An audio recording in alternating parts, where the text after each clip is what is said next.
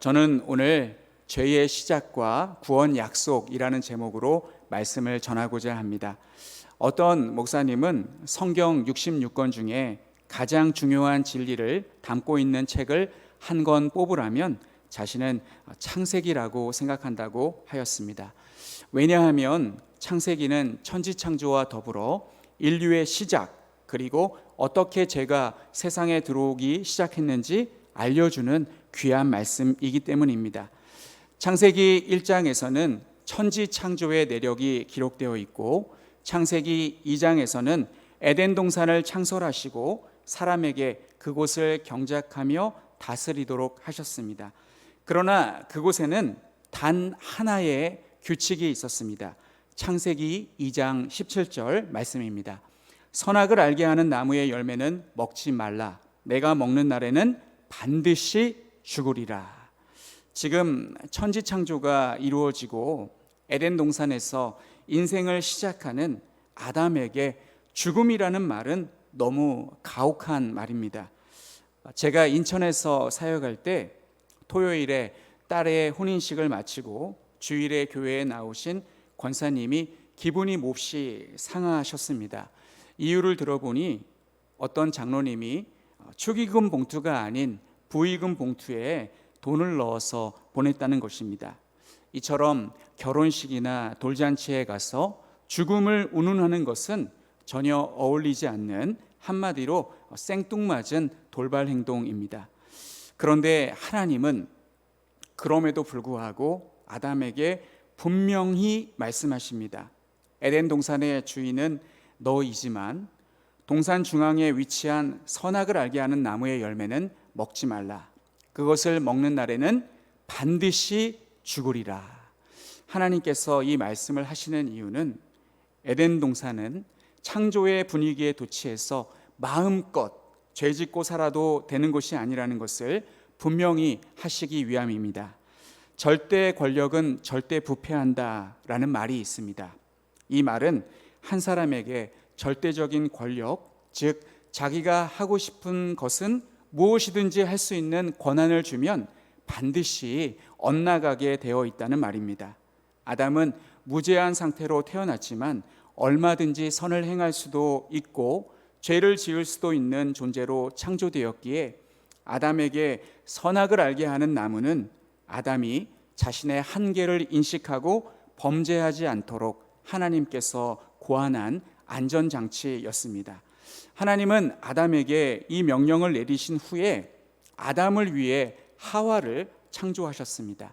하와를 창조할 때 특이점이 있다면 흙으로 창조한 것이 아니라 아담의 갈비뼈로 창조했다는 점입니다. 그래서 농담 삼아 아담은 흙으로 만든 도자기이고 하와는 뼈로 만든 본차이나라는 말이 있습니다. 본이란 뼈라는 뜻이고 차이나는 중국이라는 뜻도 있지만 도자기라는 뜻도 가지고 있습니다. 그래서일까요? 여성은 아름답고 존귀하게 창조되었습니다. 이렇게 아담과 하와는 선악을 알게 하는 나무의 열매를 먹지 말라는 하나님의 말씀을 잘 지키며 에덴 동산에서 행복하게 살고 있었습니다. 그로부터 몇 년이 지났을까요? 유대인들은 7년 후쯤이라고 말하지만 성경에서 그 근거를 찾아볼 수는 없습니다. 며칠일 수도 있고 몇 달일 수도 있고 몇 년일 수도 있는 얼마간의 시간이 흐른 후 아담과 하와에게 시련이 찾아왔습니다. 첫째, 죄의 시작입니다. 본문 3장 1절 상반절의 말씀을 보시면 여호와 하나님이 지으신 들짐승 중에 뱀이 가장 간교하다고 말씀하고 있습니다. 이 간교하다는 말은 아주 영리하다는 말인데 우리말로 간교하다라는 말은 좋은 뜻이 아닙니다. 예를 들어서 성도님들이 저를 평가할 때 조 목사님은 아주 간교한 사람이야 라고 한다면 저는 그 말씀을 칭찬으로 받아들여야 할지 아니면 욕하는 말로 받아들여야 할지 매우 혼란스러울 것 같습니다. 그러나 오늘 본문에 사용된 간교라는 말은 히브리어로 아룸인데 이 단어는 잠언에서 슬기로 번역되었습니다. 즉 나쁜 의미가 아닙니다. 예수님도 뱀처럼 지혜롭고 비둘기처럼 순결하라고 하실 정도로 뱀이 가진 지혜는 긍정적이었습니다.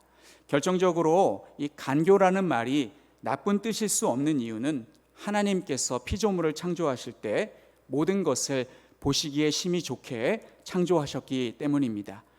1절 말씀을 보시면 뱀이 말을 하는 것을 볼 수 있습니다. 뱀이 말을 한다.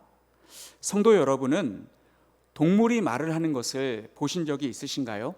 저는 앵무새가 말을 하는 것을 보고 들은 적이 있습니다만 똑같은 말만 반복할 뿐 의사소통이 되지는 않았습니다. 그러나 뱀은 말을 거의 인간 수준으로 할 수 있었습니다. 지금부터 설명하는 내용은 제 생각이 아니라 이제이 영이라는 구약학자의 설명입니다. 우리는 본문 말씀을 통해서 뱀이 말을 했다는 것을 믿어야 합니다. 어떤 사람은 창세기 3장의 말씀을 이솝 우화나 신화처럼 여기기도 합니다. 이솝 우화를 보면 토끼와 거북이가 서로 대화를 나누고 동물들이 서로 대화하는 것을 심심치 않게 볼 수 있고 그것을 이상하게 여기는 사람은 없습니다. 그러나 성경은 우화나 신화가 아닌 팩트를 다루고 있는 말씀이기 때문에 뱀은 말을 할 수 있을 정도로 고도로 발달된 두뇌를 가지고 있었다고 보아야 합니다. 영혼이 없으면 말을 못한다라고 생각하는 분이 많을 것입니다. 그렇다면 오늘날 AI는 영혼이 있어서 말을 하는 것일까요? 저는 모든 대답을 전부 데이터화하여서 질문에 답하도록 셋업되어 있는 AI보다 뱀이 더 지혜로웠다고 생각합니다. 뱀은 비록 동물이지만 아주 영특해서 끊임없이 자신을 갈고 닦았고 인간과 의사소통할 수 있는 수준에 도달하였습니다. 이러한 뱀의 신분 상승의 욕구를 알고 있었던 사탄은 동산의 수많은 동물 중에 자신을 투영할 존재로 뱀을 선택하였습니다. 사탄에게 뱀은 도구로 사용하기 안성맞춤이었습니다. 언어도 구사할 수 있고 신분 상승이라는 야심이 있어서 이용해 먹기 딱 좋은 대상이었습니다. 그러면 지금부터 사탄이 뱀을 통해 하는 교활한 말을 살펴보겠습니다.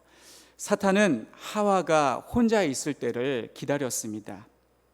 아담과 하와가 같이 있으면, 두 사람이 같이 있으면 속이기가 힘듭니다. 그래서 어른들이 여성들에게 밤길을 갈 때는 항상 누군가와 같이 다니라고 말씀하시는 것 같습니다. 혼자 다니는 여성은 범죄자들의 타켓이 됩니다.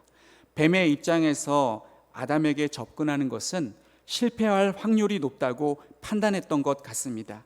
왜냐하면 아담은 하나님께 직접 말씀을 받은 자이고 자기 이름을 지어준 하나님의 대리자였기 때문에 아담에게 잘못 접근했다가 완전히 찍힐 수도 있습니다. 그래서 뱀은 아담보다 하와가 훨씬 상대하기가 쉬웠을 것입니다. 뱀은 하와가 혼자 있을 때 부드럽게 접근합니다. 이런 가정을 안다면 하와가 아담보다 부족해서 선악과를 먹은 것이 아니라 철저히 준비하고 접근한 뱀이 하와에게 먼저 다가와서 하와로 하여금 그 나무의 열매를 먹게 하고 그리고 하와가 아담에게 선악과를 주매 아담까지 먹게 만든 것입니다. 너무나 슬픈 내용이지만 사탄의 작전은 대성공이었습니다. 뱀은 하와에게 이렇게 접근했습니다. 창세기 3장 1절 말씀을 보겠습니다. 하나님이 참으로 너희에게 동산 모든 나무의 열매를 먹지 말라 하시더냐. 이 질문은 의도성이 있는 질문입니다. 하나님은 동산 중앙에 있는 선악을 알게 하는 나무의 열매만 금하셨기 때문입니다. 그러나 뱀은 동산 모든 나무의 열매를 다 먹을 수 있어야 되는 것 아니냐며 하나님이 못 먹게 하는 그 한 가지를 부각함으로 하와에게 하나님에 대한 부정적인 이미지를 심어 주었습니다. 그리고 뱀은 하나님을 호칭할 때 여호와라는 하나님의 이름을 생략하였습니다. 본문 말씀을 쭉 읽어보시면 계속 여호와 하나님이라는 말씀이 반복해서 나옵니다. 그런데 유독 뱀만 하나님의 이름을 생략하고 하나님이라고 그렇게 부르고 있습니다. 하나님의 이름을 함부로 일컫는 것도 죄이지만 의도적으로 하나님의 이름을 숨기는 것도 감추는 것도 죄입니다. 그러나 여자는 2절과 3절에서 동산 나무의 열매를 우리가 먹을 수는 있으나 동산 중앙에 있는 나무의 열매는 하나님의 말씀에 너희는 먹지도 말고 만지지도 말라 너희가 죽을까 하노라 하셨느니라 라고 대답합니다. 뱀의 이 질문을 통해서 여자의 마음이 흔들린 것을 볼 수 있습니다. 뱀은 여자에게 이유도 모르고 하나님의 권위에 순종하지 말고 중립적인 위치에서 네가 선악과를 먹든지 안 먹든지 네가 선택하라고 유혹합니다. 학생들이 공부할 때 어려움을 겪는 이유가 왜 공부를 해야 되는지 모르기 때문입니다. 이유를 안다면 자기 생각에 내가 공부를 왜 해야 되는지 깨닫는다면 시키지 않아도 열심히 공부를 할 텐데 부모님들이 무작정 공부를 왜 안 하냐고 역정을 내시니 안 그래도 하기 싫은 공부가 더 하기 싫다고 합니다. 그런데 학생 때는 공부를 왜 해야 되는지 이유를 알려줘도 잘 이해가 안 됩니다. 그래서 지금까지는 부모님의 말씀에 순종하여 열심히 공부했는데 이제부터는 공부해야 하는 이유를 알기 전까지 공부를 하지 않겠다고 하며 반항을 하는 학생들도 있습니다. 그러나 우리나라 고등학교 학습량은 상당히 많고 계속 누적되기 때문에 오늘 공부하지 않으면 내일은 더 하기 힘들어집니다. 그래서 중간에 절대로 공부를 중단하면 안 되고 고민이 되더라도 공부를 하면서 해야 합니다. 그러나 하와는 공부를 안 하기로 결심하였습니다. 하와에게 공부는 하나님의 말씀에 순종하는 것이었는데 하와는 맹목적인 순종을 중단하기로 마음을 먹었습니다. 뱀은 한 가지 질문을 던짐으로써 하와는 그동안 하나님의 권위에 순종하여 묻지도 않고 따지지도 않고 선악과를 먹지 않았지만 이제부터는 네가 판단해서 네가 하고 싶은 걸 하라는 데까지 끌고 나왔습니다. 하나님 편에 있었던 완전히 하나님에게 기울어져 있었던 하와를 중간 위치까지 끌고 나온 것입니다. 그리고 4절 말씀에서 뱀은 결코 죽지 않을 것이라고 선포합니다. 하나님은 정령 반드시 죽는다고 하셨는데 사탄은 결코 죽지 않는다고 말합니다. 그 결과 하와는 죽는지 사는지는 내가 먹어봐야 알지라고 생각하였습니다. 이런 생각은 천당과 지옥이 있는지는 죽어봐야 알지라고 하며 생각하는 것처럼 어리석은 것입니다. 그리고 승기를 잡은 뱀은 계속해서 밀어붙입니다. 5절 말씀을 보겠습니다. 너희가 그것을 먹는 날에는 너희 눈이 밝아지고 하나님과 같이 되고 선악을 알게 된다. 하나님은 이것을 아시기 때문에 이게 싫어서 선악을 알게 하는 나무의 열매를 못 먹게 하는 것이다. 그 이야기를 다 듣고 다시 나무를 보니 그동안 쳐다보지도 않았던 이 나무는 너무나 먹고 싶은 탐스러운 나무가 되어버렸습니다. 그래서 하와는 나무의 열매를 먹고 아담에게 주어 아담까지 먹고 말았습니다. 그러자 7절 말씀을 보시면 그들에게 놀라운 변화가 생깁니다. 이에 그들의 눈이 밝아져 자기들이 벗은 줄을 알게 되었습니다. 그들은 이제까지 벗고 있어도 수치심을 느끼지 못했었는데 이제부터는 수치심을 느끼기 시작했습니다. 오늘날 우리들은 벗은 것을 부끄럽게 여기지만 타락하기 전 인간은 벗은 것을 부끄러워하지 않았습니다. 수치심은 죄와 함께 시작되었습니다. 그동안 아담과 하와가 하나님의 말씀에 순종하여 선악과를 먹지 않았었는데 그게 선이라는 것을 모르고 있었습니다. 아담과 하와에게 선악과를 먹지 않는 것은 선을 행하는 것이 아니라 당연한 것이었습니다. 그러나 이제 그들은 선악과를 먹음으로 악을 행했기 때문에, 죄를 지었기 때문에 비로소 선과 악을 구분할 수 있게 되었습니다. 선과 악을 구분할 수 있는 능력이 생겼다는 것은 좋은 것이 아닙니다. 이것은 악을 알게 되었다는 말과 같은 뜻이기 때문입니다. 이제부터 인간은 악을 학습하게 되었고 필요에 따라 악을 행할 수 있는 존재가 되었습니다. 그리고 뱀은 자기의 목적을 달성하고 어디론가 사라져 버렸습니다. 이것이 바로 죄가 시작된 과정입니다. 엄청난 사건이 있은 후에 하나님께서 아담을 찾으십니다. 9절 말씀을 보시면 하나님께서 아담에게 내가 어디 있느냐라고 부르십니다. 이 말씀은 하나님께서 아담이 숨어 있기 때문에 찾지 못해서 부르시는 말씀이 아닙니다. 그리고 이 말씀은 아담에게 진노하셔서 하나님께서 화를 내시는 그러한 말씀도 아닙니다. 이 말씀은 안타까움으로 아담을 부르시는 하나님의 음성으로 보아야 합니다. 하나님은 아담에게 물으십니다. 내가 내게 먹지 말라 명한 그 나무 열매를 내가 먹었느냐? 그러자 아담은 이렇게 변명합니다. 하나님이 주셔서 나와 함께 있게 하신 여자, 그가 그 나무 열매를 내게 주므로 내가 먹었나이다. 이 말은 당신이 여자를 안 만드셨으면 내가 안 먹었을 텐데 왜 쓸데없이 만드셔서 이런 사달이 나게 만들었느냐고 오히려 여자를 창조하신 하나님께 탓을 돌리는 비겁한 태도입니다. 그러자 하나님은 여자에게 똑같은 질문을 하셨습니다. 여자도 뱀이 나를 깨므로 내가 먹었다고 하였습니다. 하나님은 뱀에게는 질문을 하지 않으시고 바로 저주하십니다. 이처럼 뱀과 인간은 동등하지 않습니다. 궁금한 것은 사탄에 대한 징벌입니다. 하나님께서 심히 아름답게 창조하신 세계에 죄가 들어오도록 만든 원흉이 바로 사탄이기 때문입니다.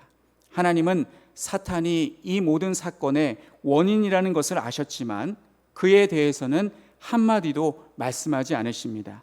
그 이유는 아직 사탄을 심판할 때가 아니기 때문입니다.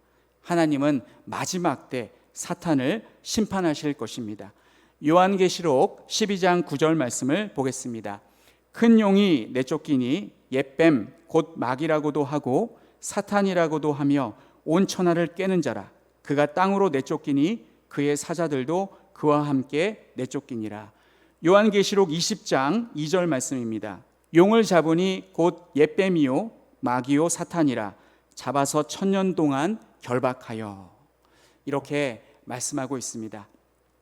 두 번째는 구원 약속입니다. 함께 15절 말씀을 읽어보겠습니다. 내가 너로 여자와 원수가 되게 하고 내 후손도 여자의 후손과 원수가 되게 하리니 여자의 후손은 내 머리를 상하게 할 것이요 너는 그의 발꿈치를 상하게 할 것이니라.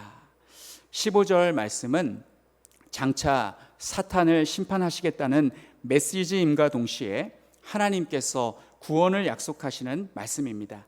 그래서 이 말씀을 최초의 복음이라고 합니다. 15절 말씀을 통해서 하나님은 아담과 하와가 죄를 지었을 경우를 대비하고 있으셨다는 것을 깨닫게 해 줍니다. 여자의 후손이 뱀의 머리를 상하게 할 것이고 뱀은 그의 발꿈치를 상하게 할 것이라고 말씀하십니다. 이 말씀만 놓고 보면 여자의 후손이 뱀의 머리를 발로 밟아 뱀의 머리를 깨트릴 것이고 그 과정에서 뱀이 여자의 후손의 발꿈치를 물어서 상하게 할 것이라는 말씀이 됩니다. 이 말씀은 문자 그대로 해석해서 단순하게 이해해서는 안 되고 장차 하나님의 계획이 있을 것이라는 예언의 말씀으로 이해해야 합니다. 여자의 후손은 예수 그리스도를 가리킵니다.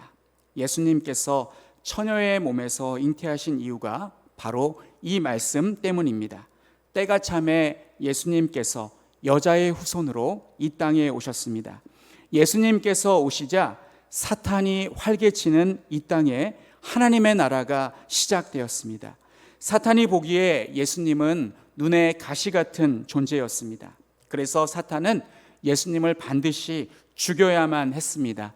이번에도 사탄은 외식하는 바리새인과 서기관과 제사장들을 선동해서 예수님을 십자가에 못 박혀 죽게 만들었습니다.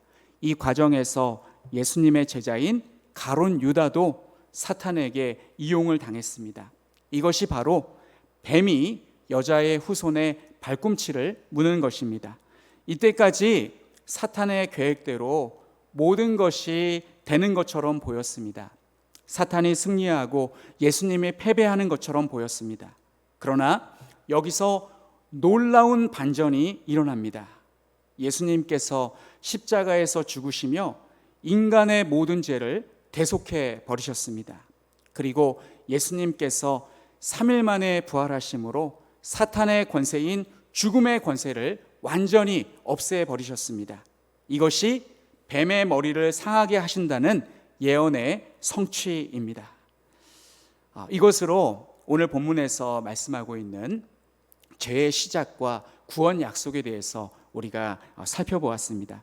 성경에 관심이 있는 성도들이 궁금해서 항상 하시는 질문이 있습니다. 하나님은 왜 선악과를 만드셨나요? 이 질문에 대한 답변으로 우리 교단 정대웅 목사님이 쓰신 선악을 알게 하는 나무라는 책을 참고하였습니다. 선악과를 만드시지 않으셨다면 인간이 죄를 짓지 않았을 텐데 공연히 만드셔서 인간이 죄를 짓게 만드신 것 아니냐고 그렇게 질문하는 분들이 있습니다. 만약 성도님께서 그런 생각을 하신다면 하나님이 아담에게 내가 어찌하여 그 나무의 열매를 먹었느냐라고 물으실 때 네, 제가 잘못했습니다. 제가 큰 죄를 저질렀습니다. 용서해 주십시오 라고 하지 않고 아담과 똑같이 당신이 만들어주신 저 여자 때문에 내가 먹었다라고 말할 사람임을 스스로 인정하는 것입니다. 하나님께서 선악과를 만드신 이유는 사탄 때문이었습니다. 사탄은 처음부터 악한 존재가 아니었습니다. 그는 본래 천사였습니다. 처음에 사탄도 하나님께서 창조하셨을 때 선하게 지음을 받았습니다. 그러나 사탄은 하나님의 영광을 가로채기를 원했고 하나님은 그를 천상에서 내쫓으셨습니다. 사탄이 이렇게 타락하게 된 이유에 대해서는 아는 바가 없습니다. 추측하건대 하나님이 사탄을 로봇으로 만드셨다면 사탄은 타락하지 않았을 것입니다. 그러나 사탄을 독립적인 인격체로 만드시고 자율성을 준 것이 타락하게 된 계기가 되었습니다. 그는 자신에게 부여된 자율성을 가지고 하나님께 도전하였습니다. 그 결과 사탄은 천상에서 쫓겨나게 되었고 이 땅에 들어오게 되었습니다. 하나님은 사탄이 인간을 미혹하게 할 것을 아셨습니다. 그래서 하나님은 인간이 사탄처럼 범죄하는 것을 방지하시기 위해서 선악을 알게 하는 나무를 만드셨습니다. 더 큰 죄를 짓지 않도록 하기 위해 선악과 나무를 심으셔서 그들을 보호하신 것입니다.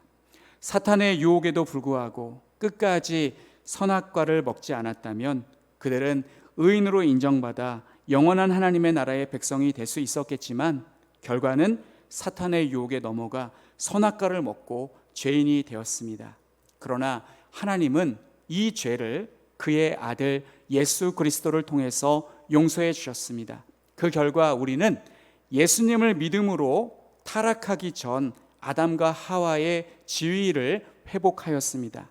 그러나 사탄은 아담과 하와를 미혹한 방식 그대로 오늘날도 우리를 유혹하고 있습니다.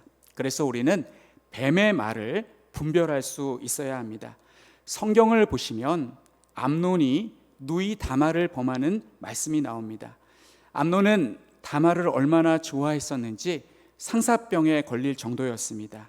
그러면 다말의 말대로 아버지 다윗에게 다말과 혼인하고 싶다고 하면 사랑하는 다말을 아내로 맞이할 수 있었습니다. 그러나 암논이 범죄하도록 만든 이가 있었으니 그는 바로 절친인 요나답이었습니다. 사무엘하 13장 3절 말씀, 암논에게 요나답이라 하는 친구가 있으니 그는 다윗의 형 시므아의 아들이요 심히 간교한 자라. 심히 간교한 자 요나답 때문에 암논은 다말을 욕보였고 다말의 오라버니인 압살롬에게 죽임을 당했습니다. 그래서 우리는 이런 말을 단호하게 배격할 수 있는 지혜가 필요합니다. 사랑하는 성도 여러분, 하나님의 말씀을 지키시기 바랍니다. 지킨다라는 말이 무슨 뜻일까? 그 말은 빼앗기지 말라는 말입니다. 마귀에게 말씀을 빼앗겨서 아무렇게나 재해석하도록 만들지 마시고 하나님께 받은 말씀 그대로 실천하고 죄와 싸워 승리하시기를 바랍니다. 그리하여 아담과 하와가 실패했던 그 전철을 밟지 마시고 둘째 아담으로 오신 예수님처럼 믿음의 승리자가 다 되시는 우리 모두가 되시기를 간절히 축원합니다. 기도하겠습니다. 하나님